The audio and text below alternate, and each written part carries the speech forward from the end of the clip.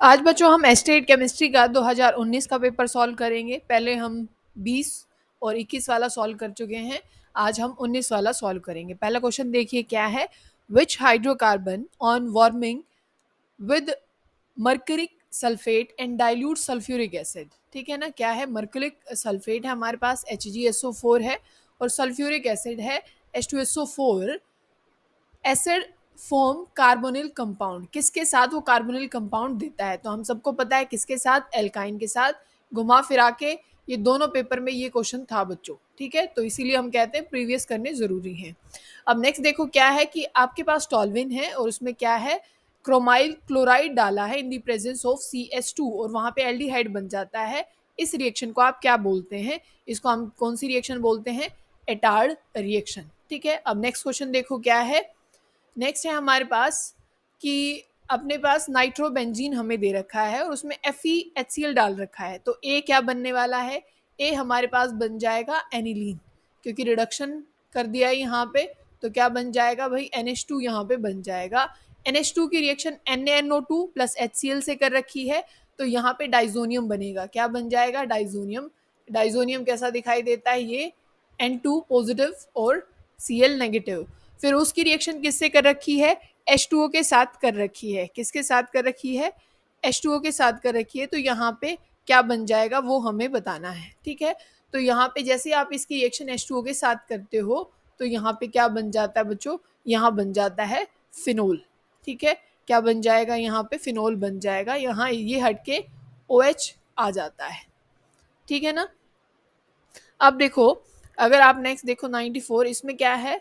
Which of the following in NMR spectra tell us how many protons of each kind, मतलब किस तरीके के proton है, वो क्या चीज बताती है?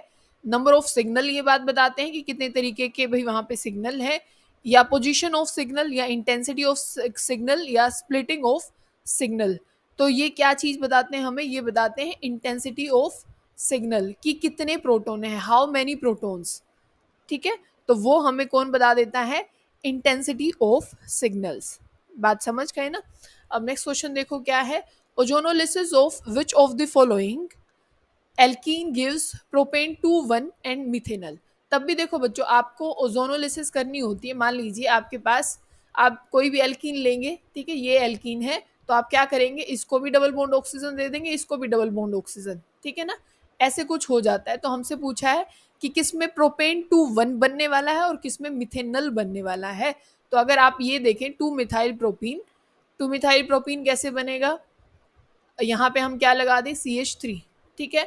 और अगर इसको आप ब्रेक डाउन करोगे तो यहाँ ऑक्सीजन आएगा, क्योंकि यहाँ पे आपके पास H रहेंगे ना बच्चों, ये H तो रहेंगे यहाँ पे ऐसे, और यहाँ भी ऑक्सीजन। तो ये ग्रुप कैसे आ जाएगा? ये है CH3 CO और ये CH3, ठीक है। तो यहाँ पे हमारे पास क्या बन जाएगा? प्रोपेन, प्रोपेन 2,1, यही तो है प्रोपेन 2,1। और क्या है? मिथेनल, ये वाला पार्ट हमारे पास मिथेनल है।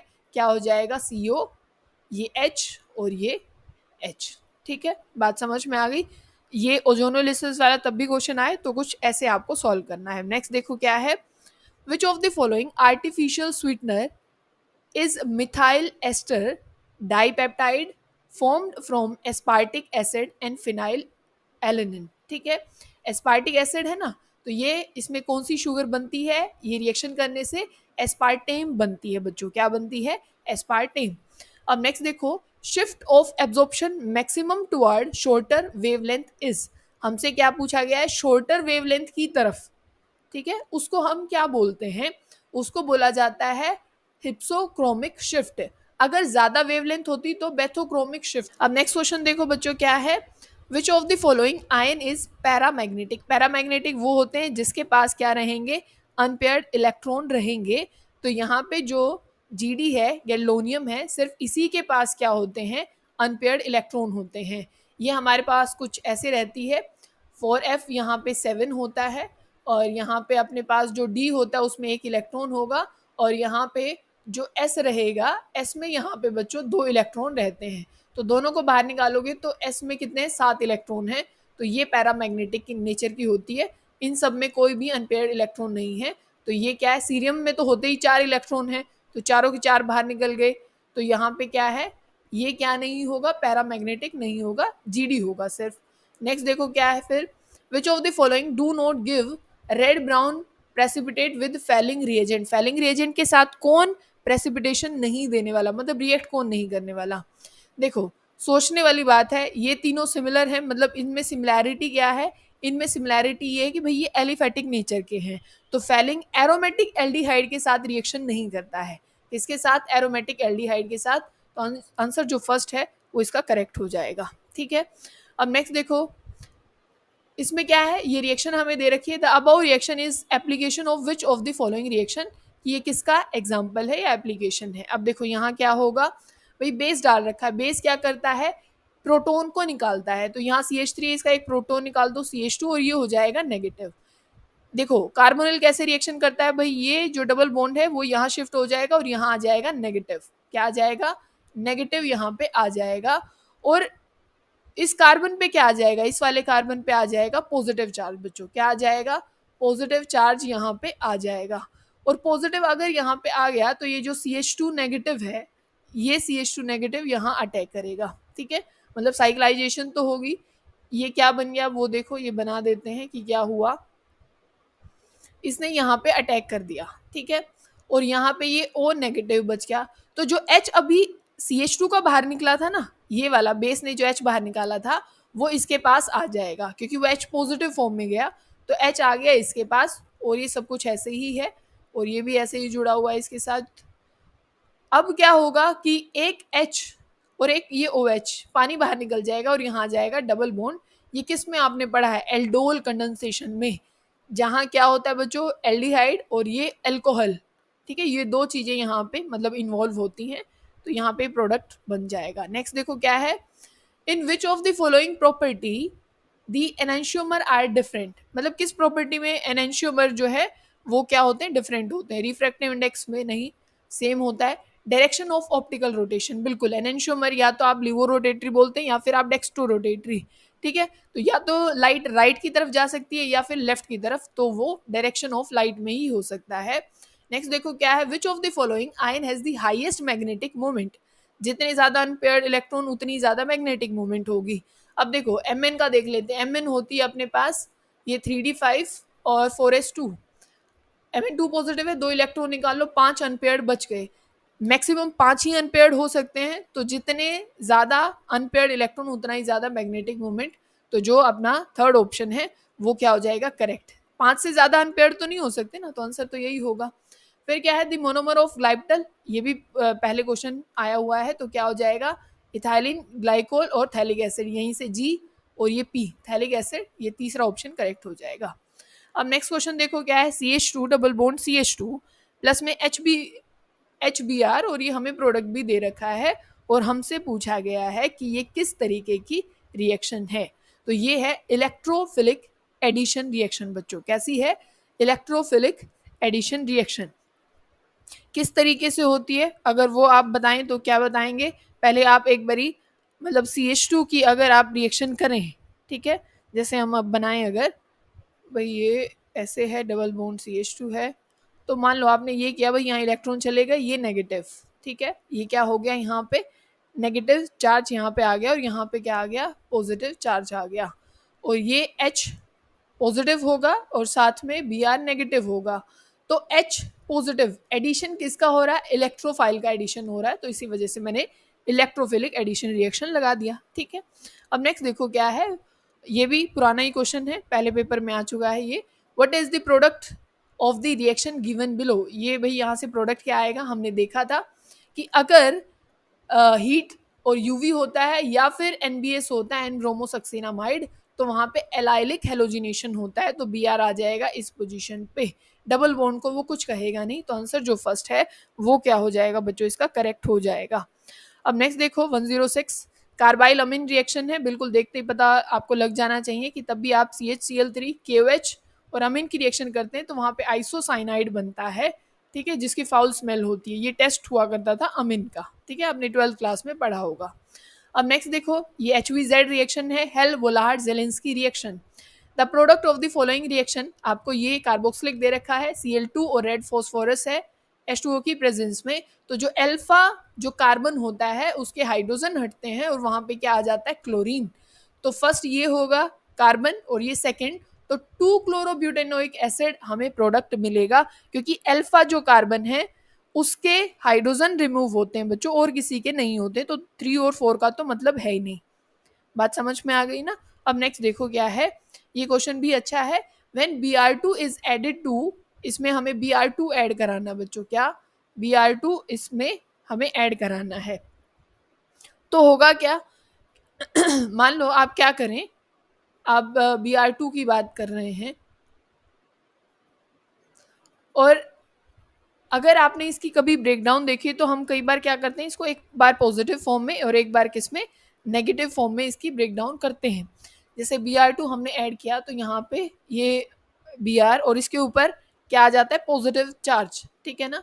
और अगर आप इलेक्ट्रॉन, क्योंकि ये सिंगल बॉन्ड में कन्वर्ट हो जाएगा, जैसे ही यहाँ से ये जाता है, ठीक है, ये यहाँ से बाहर निकल जाएगा क्योंकि इलेक्ट्रॉन ले लेगा, इसके ऊपर पॉजिटिव चार्ज आया, ये जैसे ही यहाँ से जाएगा तो इलेक्ट्रॉन लेके जाएगा तो इसके ऊपर पॉजिटिव, तो जो दूसरा Br होगा वो किस फॉर्म में, नेगेटिव फॉर्म में, वो यहाँ अटैक करेगा। तो कुछ ऐसी एडिशन मतलब हो जाती है। ऑल ओवर बात ये है, ये कुछ मतलब यहाँ भी Br और दूसरी साइड भी ये Br, इसको हटा दो। या फिर आप ऐसे कह सकते थे, भाई आपके पास कुछ ऐसे था ना, और आप क्या करते भाई, यहाँ पे नेगेटिव और यहाँ पे ये पॉजिटिव, तो एक Br नेगेटिव फॉर्म में है और एक Br पॉजिटिव फॉर्म में है, तो दोनों ऐसे ऐड हो जाते, ठीक है। एक तो प्रोडक्ट बन सकता है ये वाला, पर इन्होंने क्या भाई 1 और 2 और 4 क्या ये बन सकते हैं, या फिर ये बन सकता है, क्या ये भी बन सकता है, हम ये भी देख लेते हैं एक बारी। देखो ये तो बन नहीं सकता है, ये जो फोर्थ ऑप्शन है ये नहीं बन सकता, इसमें 1 और 2 बहुत ऐसा दे रखा है कि ऐसा बन सकता है बिल्कुल, क्योंकि बच्चों इन्होंने प्रेजेंस ऑफ NaCl दे रखा है, क्योंकि इसमें Na पॉजिटिव Cl नेगेटिव, एक Br हट करके यहाँ पे Cl भी आ सकता है, यहाँ एक Br हट के Cl भी क्या है यहाँ पे ऐड हो सकता है। तो इसी वजह से इसका आंसर जो ना फर्स्ट होगा ना सेकंड होगा, इसका ऑप्शन थर्ड होगा, क्योंकि पहला और दूसरा दोनों प्रोडक्ट यहाँ पे क्या है, बन सकते हैं, ठीक है। बात समझ में आ गई आपको। अब नेक्स्ट क्वेश्चन देखो 109 है, इसमें क्या है, Friedel craft reaction is example of, ये तो आप 11th क्लास से पढ़ रहे हैं, ये क्या है, इलेक्ट्रोफिलिक सब्सटीट्यूशन रिएक्शन आप उसको बोलते हैं, क्या बोलते हैं, वहां पे क्या होता है, सब्सटीट्यूशन होता है। तो फ्रीडल क्राफ्ट रिएक्शन क्या होती है, इलेक्ट्रोफिलिक सब्सटीट्यूशन रिएक्शन, सब्सटीट्यूशन वहां पे होता है, ठीक है। अब नेक्स्ट क्वेश्चन देखो क्या है, which of the following is an anti depressant drug. तो इसमें क्या है, ये आपको जो बायोमोलिक्यूल वाला चैप्टर था अपनी केमिस्ट्री में वो बिल्कुल अच्छे से पढ़ के जाना, वहां से शुगर वाले पार्ट से आता है, जितनी ये दवाइयां हैं या फिर बैक्टीरियोस्टैटिक है, सुसाइडल है, वहां से ही बहुत सारे क्वेश्चन आते हैं, ठीक है। तो इसका आंसर जो फर्स्ट है वो इसका आंसर हो जाएगा। ये पहले जो 2020 वाला था या 21 वाला था उसमें भी ये क्वेश्चन आया हुआ था, ठीक है। अब नेक्स्ट देखो क्या है, सिनगैस का ये क्वेश्चन है हाइड्रोजन वाले चैप्टर से, CO+2H2 कैटलिस्ट आपको बताना है इस रिएक्शन का क्या होगा। तो इसका जो आप कैटलिस्ट बोलते हैं वो कौन होता है, CuZn और Cr2O3, ये वाला इसका कैटलिस्ट रहता है इस रिएक्शन में।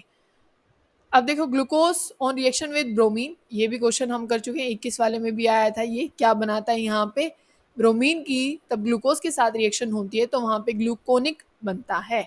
फिर देखो इनमें से विच of the following is non reducing sugar, देखो जितनी आपके पास मोनोसेक्राइड शुगर होती है वो रिड्यूसिंग शुगर होती हैं, मतलब ये अपने पास सुक्रोज भी है, सॉरी ये दो नॉन रिड्यूसिंग शुगर होती है, सुक्रोज तो, फ्रक्टोज है, फ्रक्टोज एक रिड्यूसिंग शुगर है, ग्लूकोज भी एक रिड्यूसिंग शुगर है और लैक्टोज तो है, तो जो सुक्रोज है वो एक नॉन रिड्यूसिंग शुगर होती है बच्चों, ठीक है। अब नेक्स्ट देखो क्या है, which of the following is bacteriocidal antibiotic, तो एफ्लोक्सिन जो होता है वो बैक्टीरियोसाइडल होता है, ठीक है, ये क्वेश्चन भी पहले आ चुका है। अब नेक्स्ट देखो which of the following has E configuration, हमने पढ़ा है ई और जेड दो कन्फिग्रेशन होती हैं, तब हायर प्रियोरिटी वाले ग्रुप जैसे जिनका मास बहुत ज़्यादा है या एटॉमिक नंबर बहुत ज़्यादा है, अगर वो अपोजिट साइड होते हैं एक दूसरे के तो वहाँ पे ई कन्फिग्रेशन, देखो किसी चीज़ को खींचोगे मतलब अपोजिट साइड दर्द होगा, तो ये देखो higher priority group opposite side जा रहा है, ठीक है। तो जैसे यहाँ पे Br इधर है और Cl इधर है, दोनों अब एक दूसरे के क्या है, अपोजिट है, तो जो फर्स्ट वाला है उसी की क्या है, ई कन्फिग्रेशन है। अब नेक्स्ट देखो, which of the following is not common component of photochemical smoke. ये इन्वायरमेंटल केमिस्ट्री का क्वेश्चन है। तो अगर आप इसमें बात करें तो जो CFCs हैं वो फोटोकेमिकल स्मोक का कोई कंपोनेंट नहीं होती, तो यहाँ पे इसका आंसर ये हो जाएगा। अगर आप 117 वाले क्वेश्चन की बात करें बच्चों, यहाँ पे कोई प्रॉपर डाटा है ही नहीं कि हम निकाल सकें, पर इसने एस्टेट ने जो दूसरा आंसर है वो इसका दिया था, तो इसको हम निकाल ही नहीं सकते क्योंकि कोई चीज़ दी ही नहीं। ये तो रट्टे वाली बात है भाई। HCl और अमोनियम हाइड्रोक्साइड का जो एंथैल्पी है वो क्या होती है, तो हमें ऐसे थोड़ी याद रह सकता है कुछ। देखो, the spin only magnetic moment in strong fielding, मतलब अपने पास स्ट्रॉन्ग लिगेंड है और अपने पास क्या दे रखा है, D6 आयन दे रखा है, और हमसे पूछा क्या गया है, द स्पिन ओनली, ठीक है। मैग्नेटिक मूवमेंट्स हमसे पूछी गई हैं, ठीक है, D6 की। स्ट्रॉन्ग फील्ड है, और स्ट्रॉन्ग फील्ड क्या करा देती है बच्चों, पेयर करा देती है। स्ट्रॉन्ग फील्ड पेयर करा देती है, तो यहाँ पे क्या हो जाएगा, पेयरिंग होके एक भी इलेक्ट्रॉन, क्योंकि ऐसा होता है ना, 2 ऊपर है 3 नीचे होते हैं, तो यहाँ पे पेयरिंग हो गई तो क्या बचेंगे, कोई अनपेयर्ड इलेक्ट्रॉन है नहीं, तो मैग्नेटिक मोमेंट 0 होगी। नेक्स्ट देखो क्या है, which of the following does not give iodoform reaction. इनमें से कौन सा आइडोफॉर्म रिएक्शन नहीं देगा। रिक्वायर्ड क्या होता है आइडोफॉर्म के लिए, COCH3 पार्ट जरूर होना चाहिए, ठीक है। अब इससे पहला ही आंसर हमारा करेक्ट हो जाता है, इसमें कोई CH3 पार्ट ही नहीं है, CO तो है, CH3 तो नहीं है, ये रिक्वायर्ड है आइडोफॉर्म के लिए, तो ये टेस्ट नहीं देने वाला, आंसर फर्स्ट इसका हो जाएगा। अब देखो, the carbonyl compound which is most reactive in addition of HCN। HCN बच्चों H पॉजिटिव CN नेगेटिव, ये रिएक्शन इसको करनी है, और कार्बोनिल पे रिएक्शन करेगा भाई, ऐसे जाएगा, और यहाँ पॉजिटिव, पॉजिटिव जितना अच्छा चार्ज वहां पे होगा ना, मतलब कोई उसको ना इलेक्ट्रॉन देने वाला, मतलब अच्छे वाला भिखारी होना चाहिए, बिल्कुल पॉजिटिव चार्ज, बहुत एनहेंस टाइप में, तो उतना CN नेगेटिव बहुत अच्छे से वहां जाके रिएक्ट करेगा। तो देखो, अगर आप पहले में देखें एसीटोन में, तो यहाँ पे तो CH3 अगर यहाँ पे पॉजिटिव आया, इस कार्बन पे पॉजिटिव आया, तो यहाँ CH3 दे देगा, तो ये तो क्वेश्चन, ये तो आंसर नहीं होगा अपना। फोर्थ में देखो, फॉर्मेल्डिहाइड में यहाँ तो H है, अगर इस कार्बोनिल के ऑक्सीजन ने इलेक्ट्रॉन लिए, यहाँ पे पॉजिटिव आया, तो इसको तो कोई देने वाला है नहीं, H तो किसी को कुछ देता ही नहीं, तो आंसर क्या हो जाएगा, फोर्थ। अब देखो, the maximum number of electron in a shell with the principal quantum number n equal to 2n²। बच्चों मैक्सिमम नंबर ऑफ इलेक्ट्रॉन होते हैं, ये आप 9th क्लास से। नेक्स्ट क्वेश्चन देखो बच्चों क्या है, kaolinite is an ore of which of the metal, aluminium की होती है। फिर क्या है, the oxidation state of each oxygen in KO2। KO2 देखो, जितना कैटायन पे चार्ज होता है उतना ही एनायन पे होना चाहिए। K पे एक पॉजिटिव है तो O2 पे भी एक ही नेगेटिव है, दोनों को बांटोगे तो -½ आ जाएगा, बस आंसर थर्ड इसका करेक्ट हो जाएगा। अब नेक्स्ट देखो, ये सारे पेपर में क्वेश्चन है बच्चों, तो ये और सेम स्टेटमेंट, कुछ भी इसमें अलग नहीं है, ठीक है। तो ये आप पहले पेपर में आप देख लेना, या चलो मैं बता ही देती हूँ इसमें क्या है। इसमें क्या चीज़ है कि द एवरेज रेट हमें दे रखा है, ये एवरेज रेट दे रखा है, then the rate of production of NO2, कुछ भी नहीं बदल रखा है इन्होंने, एवरेज रेट है, रेट कितना है 6.79 इंटू 10⁻⁻⁴, ठीक है। और हमसे प्रोडक्शन NO2 की पूछी गई है, तो 1/4, और यहाँ पे NO2 की पूछी है ना, ये निकालना, इस 4 को यहाँ ले जाओ, ठीक है, इस वैल्यू से 4 को क्या कर देना आप, मल्टीप्लाई कर देना, ठीक है। तो आपका जो आंसर है वो आ जाएगा यहाँ पे थर्ड, क्या आ जाएगा बच्चों, थर्ड इसका आंसर हो जाएगा, निकाल लेना आप, ठीक है। अब देखो इसमें क्या है, allotropic form of phosphorus shows chemiluminescence, तो व्हाइट फॉस्फोरस है, ये भी पुराना क्वेश्चन है। अब देखो ये नया क्वेश्चन है, the electrode potential for the half cell reaction, ये रिएक्शन हमें दे रखी है, और इसके लिए हमें क्या बताना है, हमें ये वैल्यू बतानी, ई की बताना है कि वो कैसे लिखा जाएगा, ठीक है।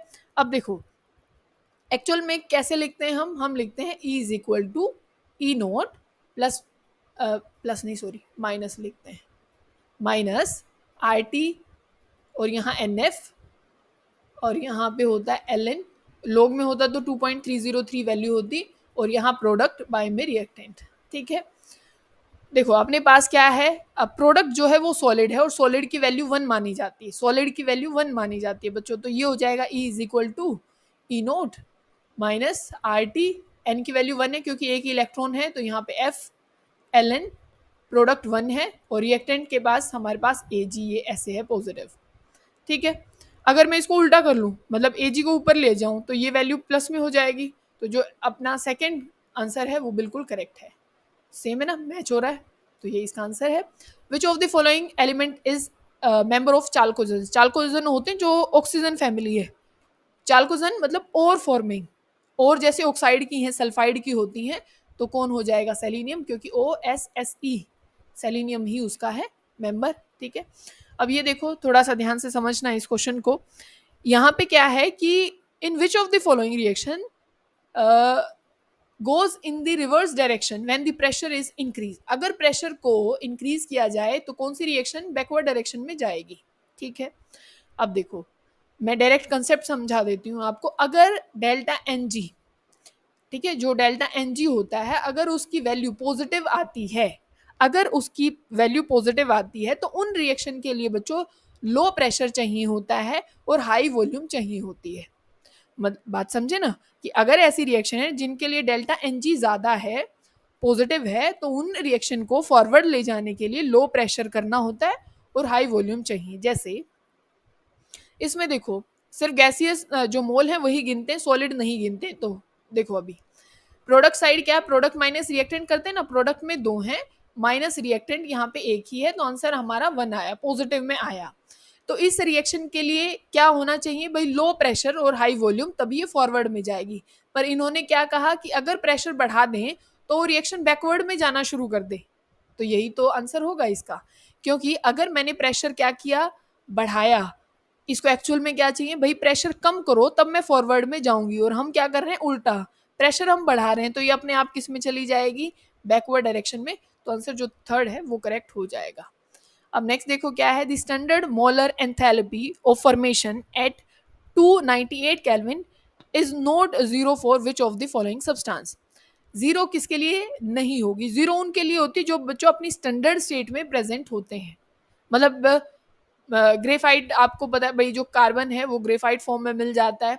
ब्रोमीन जो होता है अपने पास, ये दोनों सेम लिखे हुए हैं, ये भी Br2 है। अच्छा, Br2 किस फॉर्म में होता है बच्चों? लिक्विड फॉर्म में, तो ये इसकी एक्चुअल फॉर्म है, तो इसकी एंथैल्पी जीरो होगी। क्लोरीन गैस फॉर्म में होता है, इसकी एंथैल्पी जीरो होगी। पर ब्रोमीन गैस फॉर्म में नहीं होता, तो इसकी एंथैल्पी क्या है? जीरो नहीं हो सकती। तो आंसर जो अपना फर्स्ट होगा वही इसका करेक्ट ऑप्शन हो जाएगा। ठीक है, अब नेक्स्ट देखो, ये इलेक्ट्रोकेमिस्ट्री का है। What is the standard electrode potential? हमसे पोटेंशियल पूछा गया है। देखो, हम क्या करते हैं? कैथोड जो ई हम सेल निकालते हैं वो निकालते हैं कैथोड माइनस एनोड। कैथोड पे रिडक्शन होता है और एनोड पे ऑक्सीडेशन होता है। तो देखो, जो जिंक है वो तो अपना करेगा ऑक्सीडेशन, क्योंकि वो जो इलेक्ट्रोकेमिकल सीरीज पढ़ते हैं उसमें ऊपर साइड पे आता है। तो ये तो अपना करेगा क्या? ऑक्सीडेशन, और ये करेगा रिडक्शन। ठीक है, अब हम क्या करेंगे? कैथोड पे जाएगा अपना कॉपर वाली सेल, तो उसका इलेक्ट्रोड पोटेंशियल है 0.17। ठीक है, माइनस करो एनोड पे जिंक की वैल्यू है ये 0.76, माइनस माइनस प्लस हो जाएगा। ठीक है, तो ये 0.76 और ये माइनस 0.17, इसमें से इसको घटा दो, क्या आ जाएगा? 0.59, क्योंकि बड़ी वैल्यू प्लस की है, तो आंसर यही हो जाएगा। ठीक है, आपसे पूछा है स्क्वायर पिरामिडल जो होगी वो किसकी स्ट्रक्चर होगी? तो देखो, स्क्वायर पिरामिडल बता देते हैं कि किस तरीके से आपको मिलेगा। मान लीजिए यहाँ कोई मेटल है, यहाँ ऐसे ऐसे ऐसे कोई पोजीशन होनी चाहिए, उसको स्क्वायर पिरामिड बोलते हैं। ये स्क्वायर और ये एक पिरामिड, ठीक है, स्क्वायर पिरामिडल। तो ऐसी कौन सी है? सेकंड है। देखो, इसमें क्या हो जाएगा भाई? यहाँ पे जेनॉन है और यहाँ पे ये डबल बॉन्ड ऑक्सीजन होता है, यहाँ पे एफ, ये भी एफ, ये भी एफ, ये भी एफ। ठीक है, अब फिर हमसे पूछा गया शेप का ही, the shape of SF4 molecule is. SF4 की जो शेप होगी वो क्या होगी? तो अभी देख लो, तो इसकी होगी बच्चों सीसो। सीसो कैसे बनता है? आपने उजूला देखा होगा। मान लीजिए यहाँ सल्फर है, ठीक है, और यहाँ पे ये फ्लोरीन, ये फ्लोरीन, एक यहाँ पे फ्लोरीन और एक यहाँ पे फ्लोरीन, और जो बच गए वो लोन पेयर। ठीक है, बस यही इसका आंसर था। अब नेक्स्ट देखो क्या है, आपसे मोलैलिटी का क्वेश्चन पूछा गया है। मोलैलिटी का क्वेश्चन काफ़ी आसान है, कोई मुश्किल बात नहीं है। मोलैलिटी क्या होती है? Number of moles of solute, number of mole of किसके? सोल्यूट के। और यहाँ पे मोलैलिटी में क्या होता है? आपको weight of solvent in KG, weight किस में चाहिए आपको? केजी में चाहिए, जो भी आपके पास सॉल्वेंट रहा होगा। ठीक है, इन्होंने ग्राम में दे रखा है बेंजीन का। देखो, 6 ग्राम आपके पास इथेनोइक एसिड है, कितना है?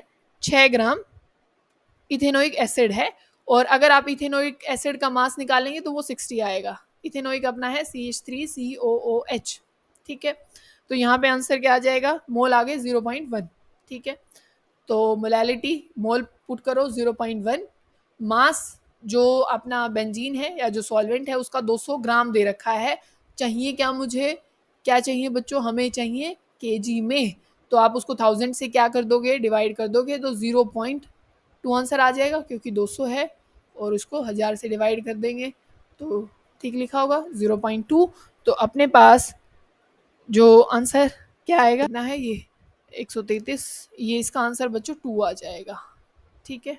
अब नेक्स्ट क्वेश्चन देखो बच्चों क्या है, the principal emulsifying agent for oil in water emulsion is, वहां पे क्या किया यूज किया जाता है, natural and synthetic soap use किया जाता है। अब नेक्स्ट देखो उसमें क्या है, आपसे एसिडिक स्ट्रेंथ पूछी गई है।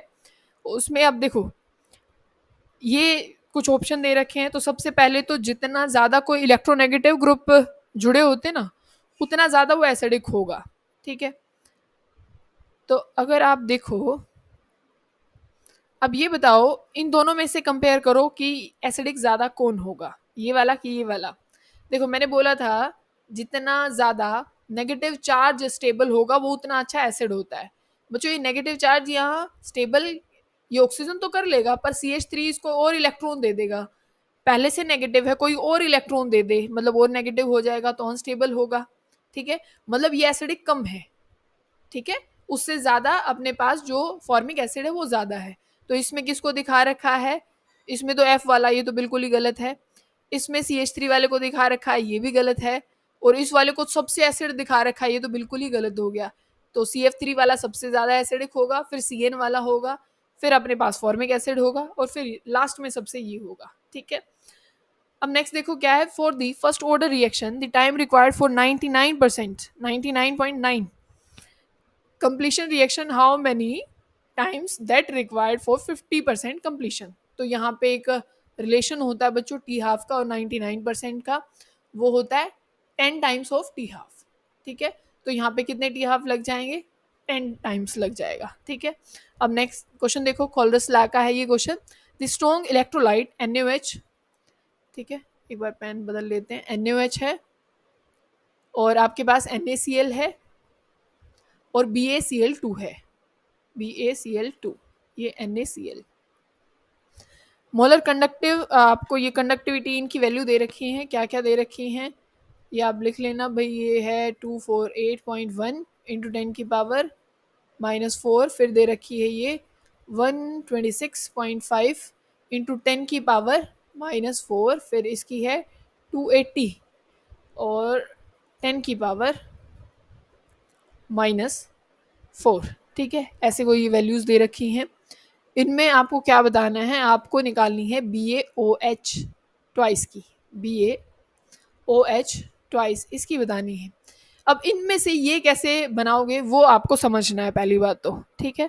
कैसे समझोगे, देखो बच्चों हमें OH चाहिए, बिल्कुल चाहिए, Cl का कोई काम नहीं है और बैरियम चाहिए, मतलब इस रिएक्शन को और इस रिएक्शन को हम जोड़ देंगे।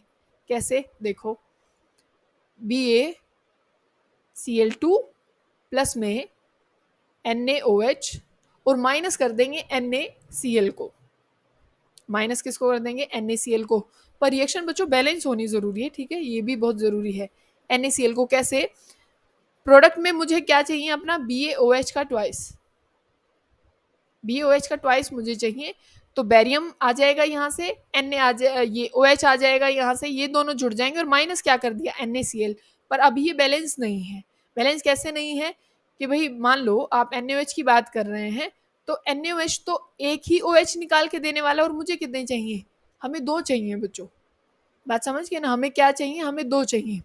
मान लीजिए हम इसको ट्वाइस कर दें तो ये भी 2 हो जाएगा, ये भी 2 हो जाएंगे। फिर हमारे पास क्या है, क्लोरीन भी हमें 2 चाहिए होंगे क्योंकि यहाँ भी 2 हैं।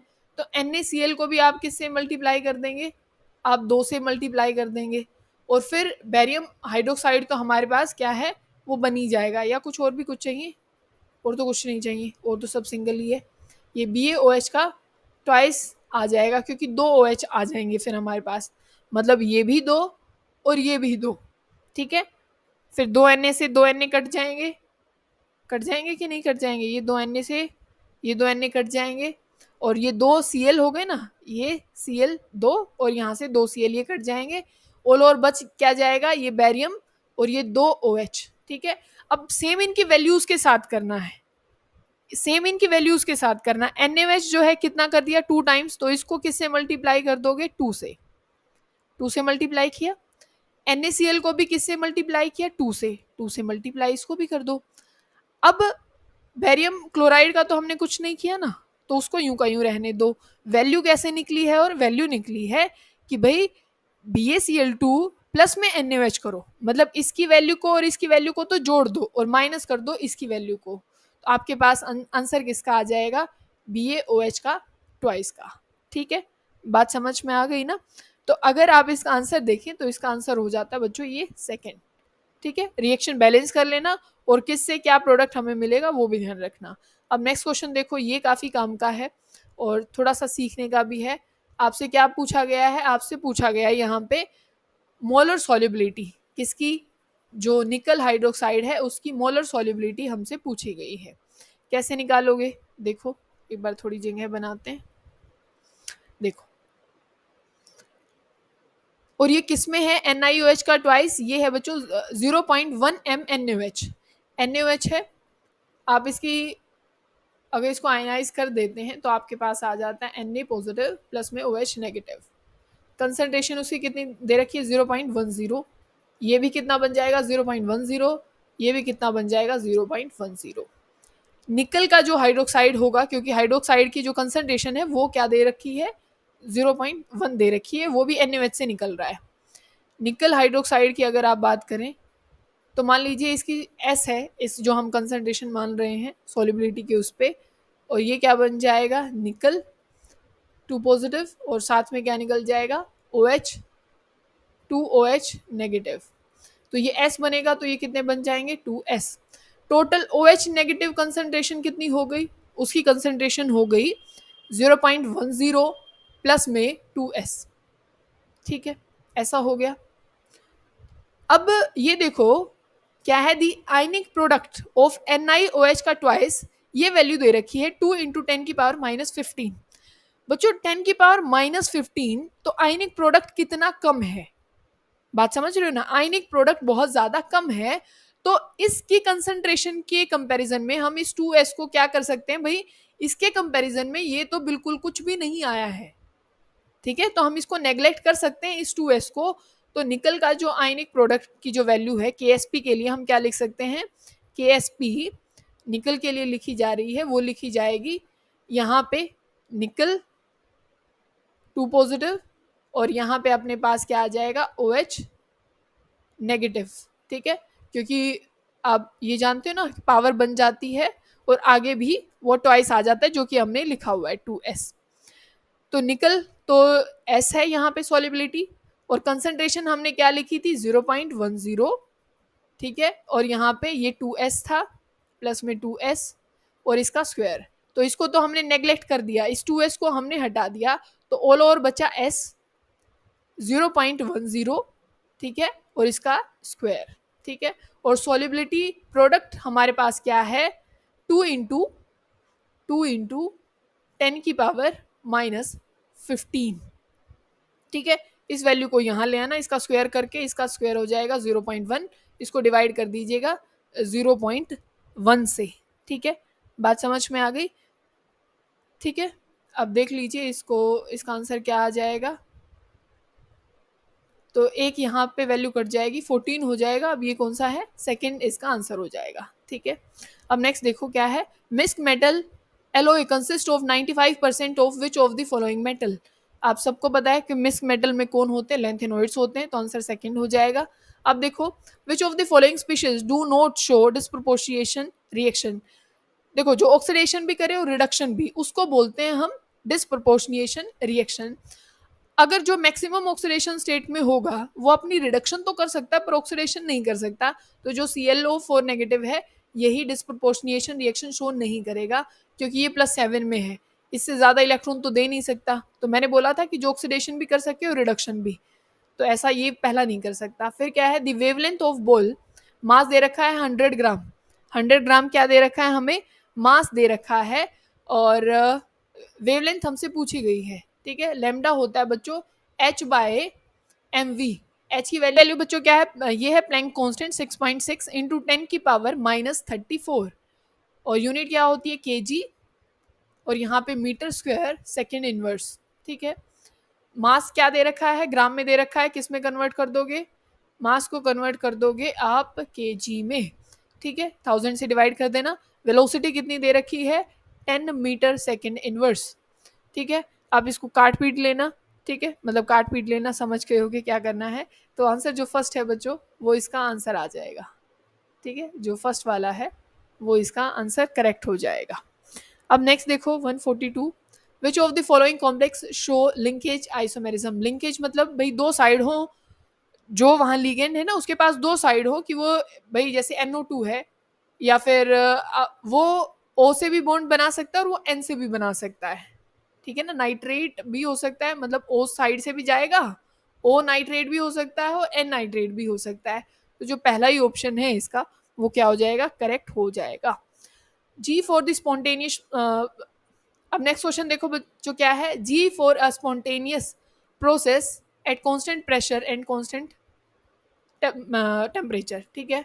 आपको बताना है स्पॉन्टेनियस कब होगा, तब डेल्टा जी की वैल्यू नेगेटिव हो।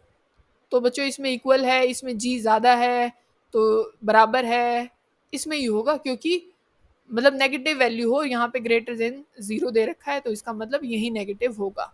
अब यहाँ देखो EMF पूछा है सेल का, आपको ये दे रखी है, और free energy change for it आपको जी की वैल्यू बतानी है, और जी क्या होता है -NFE, NFE।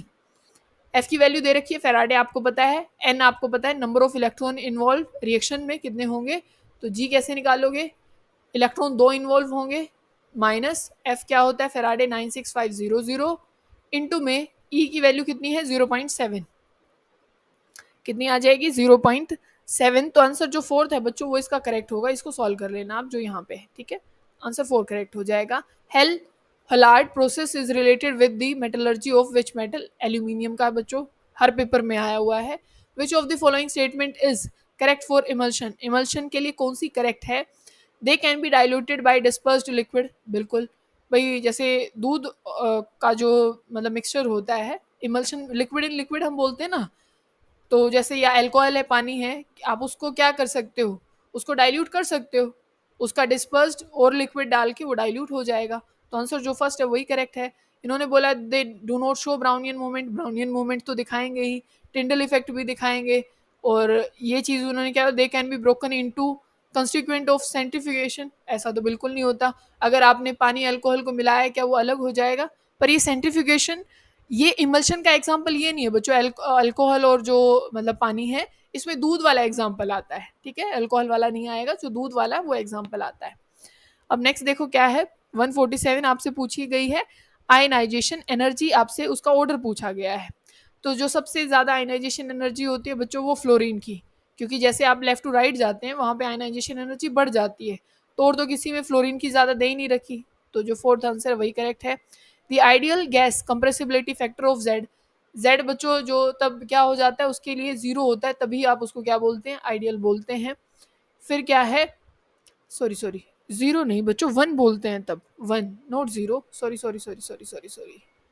तब 1 बोलते हैं, तब वो आइडियल गैस होती है, ठीक है, 0 नहीं। How many ions are produced from the complex, ये कॉम्प्लेक्स दे रखा है और कितने आयन बनेंगे वो आपको बताने हैं।